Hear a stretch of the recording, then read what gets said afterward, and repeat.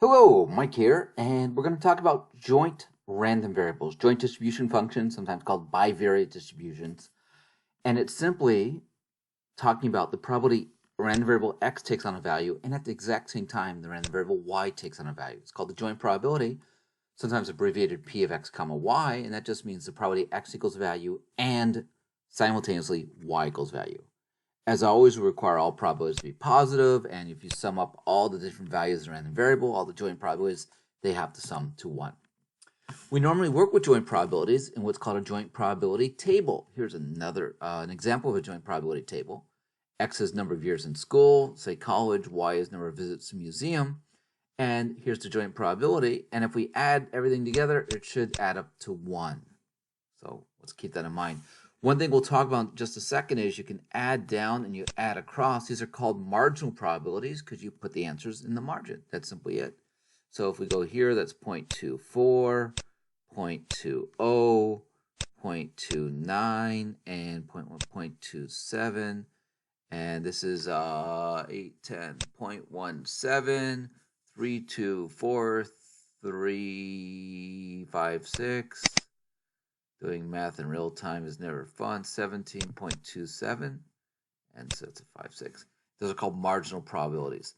Another example of a joint probability table, number of credit cards you own, number of purchases in a week, and again, if we added everything up here, it should add up to be 1. Now, from the joint probabilities, you might be interested in what are called the marginal probabilities, and that's just the probability x takes on a value or y takes on a value. And we put those things, we can put them in separate tables. Just to emphasize, they are separately probability distributions on their own.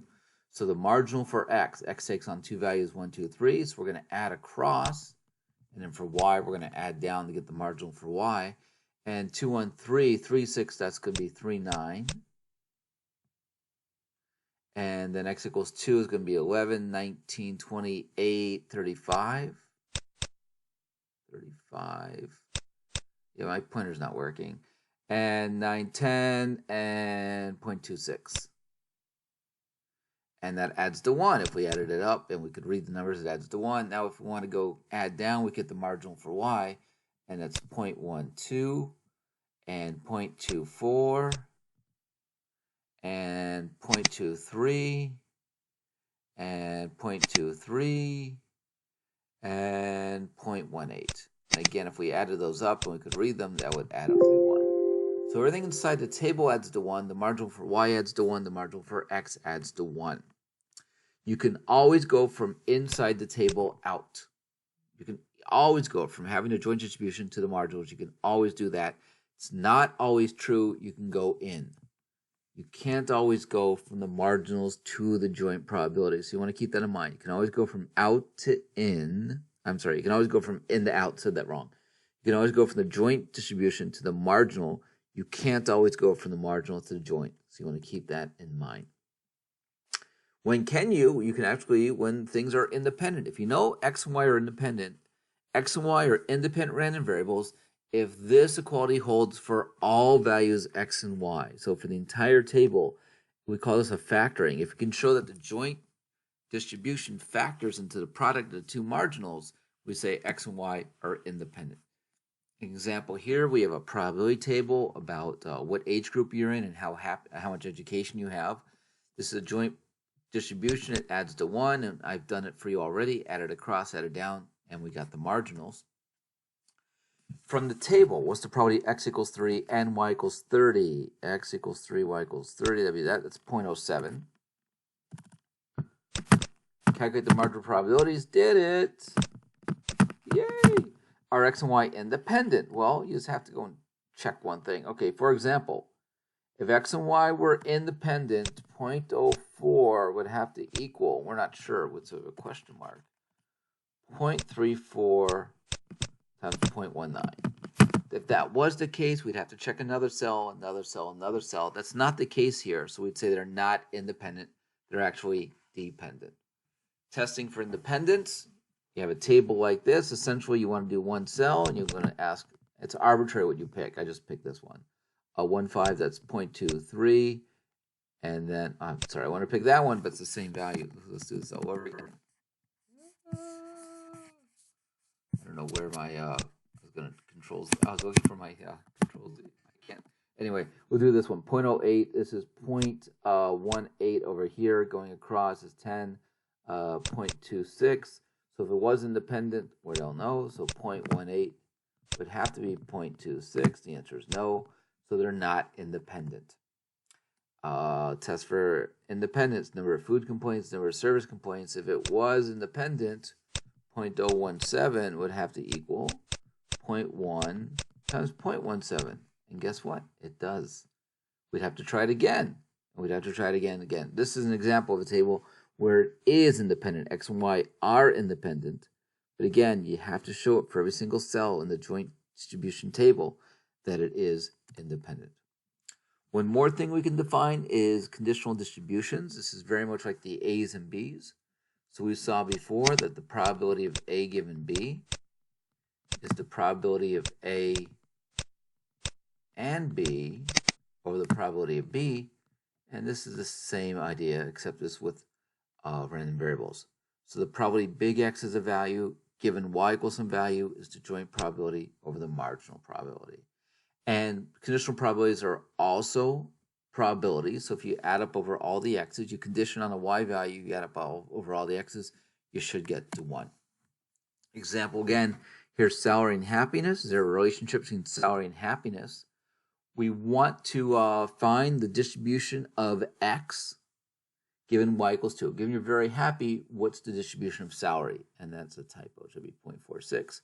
Notice how we're dividing by 0.46 all the time. That's the probability y equals 2, the probability you're very happy. And the probability x equals 2.5, given y equals 2 is 0.15. It looks like this.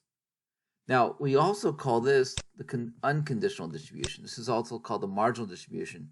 Notice how the probabilities are sort of evenly split here. Here, there's more mass at the bottom there than at the top. And one way of asking, are x and y independent, are asking, are these two things equal? If x and y were independent, the unconditional would have to equal the conditional. Knowing y happened would not have any effect on x because x and y are independent. So another way to check for independence is, does the conditional distribution equal the unconditional distribution? In this case, it does not, so they are not independent. There's several ways to check for independence. One is to check if the joint's the product of the two marginals. The other is you can see if the conditional distribution equals the unconditional distribution. In this example, we knew this table was independent. We knew x and y were independent from this table. And notice how the conditional equals the unconditional. And that's what happens when you have independent random variables. And then finally, the last thing we can do is combine random variables. It's always true that the expected value of sums is the sum of expected values. This is an always true statement.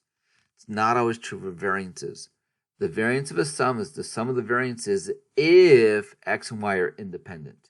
In general, it's not the case. So we want to go through an example here. A delivery company's trucks occasionally get parking tickets, and based on past experience, the company plans that each truck will average 1.3 tickets a month, standard deviation 0.7. If they have 18 trucks, what are the mean and standard deviation and total number of parking tickets the company will have to pay? We want the expected value of truck 1 plus truck 2 plus truck 3 all the way plus truck 18. That's simply going to be the expected value of each one, so it's going to be 18 times 1.3. The variability for the number of tickets is the variance of x1 plus x2 plus x18. And the best way of solving this is to assume what about the individual trucks?